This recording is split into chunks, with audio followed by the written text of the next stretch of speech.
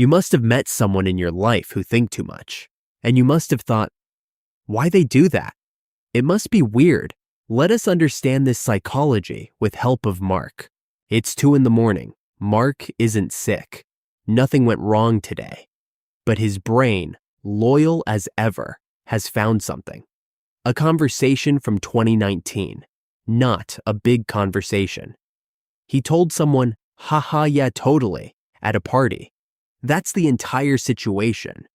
But Mark's brain has launched a full criminal investigation. Was the laugh too loud? Did she notice the pause before totally?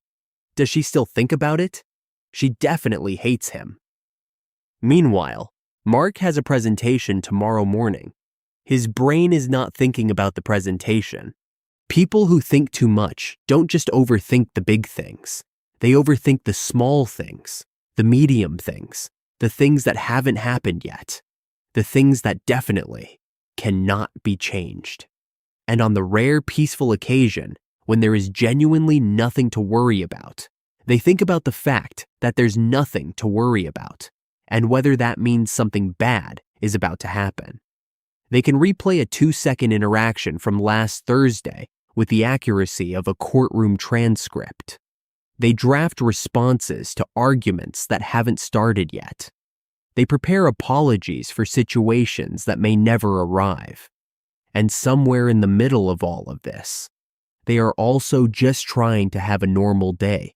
If you recognized yourself just now, this video was made for you. Here's what almost nobody says to people like this. The thinking isn't random. It has a shape, a reason, a very specific origin. Most people treat overthinking like a bad habit, something to apologize for. Psychology tells a different story. The brain that can't stop running was not broken. It was trained to stay alert, to scan every room, to prepare for outcomes that most people never even consider. You're not broken, you're just wired differently. Psychologists have a specific name for this pattern, maladaptive rumination, the tendency for the brain to loop back to the same thoughts, past events, social situations, future scenarios, even when there's nothing left to actually solve. And here's where it gets interesting. Researchers at Yale and the University of Michigan found that people who ruminate aren't doing it because they're fragile. In most cases, their brain is exceptionally good at pattern recognition, always scanning, always processing, always searching for what might matter. The problem isn't that the system is broken. The problem is it was never built with an off switch. Neurologically, it traces back to 2 regions. The prefrontal cortex, responsible for planning, analysis, and second-guessing yourself at 2 a.m. And behind it, the default mode network, your brain's background engine, the part still running even when you think you're resting. In overthinkers, both regions stay highly active, even during sleep, even during a perfectly harmless party in 2019.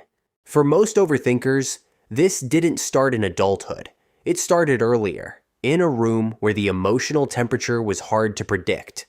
Maybe a household where moods shifted without warning, where you never quite knew what version of the day you were walking into. Maybe a school where getting something wrong carried a weight that went beyond just getting it wrong. The young brain, adaptive, intelligent, always watching, built a strategy. If I can think ahead far enough, nothing will catch me off guard.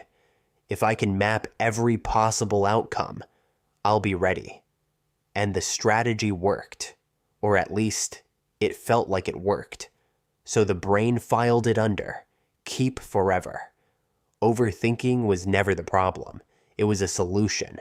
A very intelligent nervous system doing exactly what it was trained to do, protect you. Now here's the part nobody warned you about. Thinking about a problem feels like solving a problem. Neurologically, your brain releases dopamine during the act of problem solving, even imagined problem solving. The analysis itself feels like progress. Cognitive psychologists call this the illusion of mental progress. The mind genuinely believes it is working on something important, but here's what the research also found. A 2013 study in psychological science discovered that people who ruminate score significantly higher on cognitive empathy, the ability to understand and anticipate how others think and feel. They notice things most people walk right past: the pause before the answer, the smile that didn't quite reach the eyes, the moment someone's energy changed while everyone else just kept talking. The very engine that makes their internal world exhausting is what makes them extraordinarily attuned to the world around them. They don't just hear what you said, they hear what you meant, what you almost said, and sometimes what you were hoping nobody would notice.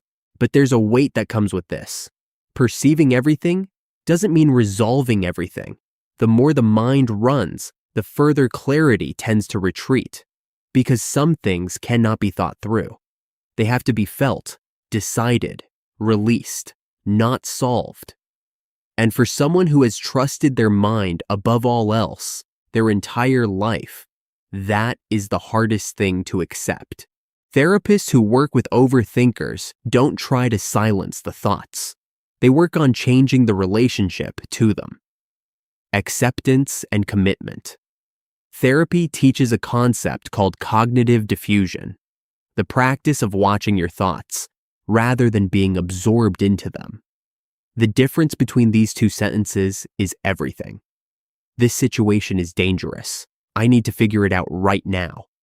And my brain is generating a concern. One pulls you in completely. The other gives you just enough distance to breathe. The thought doesn't disappear, but you stop being the thought and start being the person who can simply observe it. And that fraction of distance, that's where everything changes. Your brain didn't betray you. It learned in a room that once felt uncertain that staying alert was the cost of staying safe. Every loop, every replay, every 2 a.m. scenario drafted for a conversation that never came. That was your nervous system doing the only thing it knew how to do. Keep you okay. That's not a flaw. That's loyalty. The mind that never stops running was built to survive. What it needs to learn, slowly and with patience, is that it is finally safe enough to rest. Not to stop thinking, just to rest. If you like the video, please share and subscribe, and don't forget to tag someone in the comment who you think thinks too much.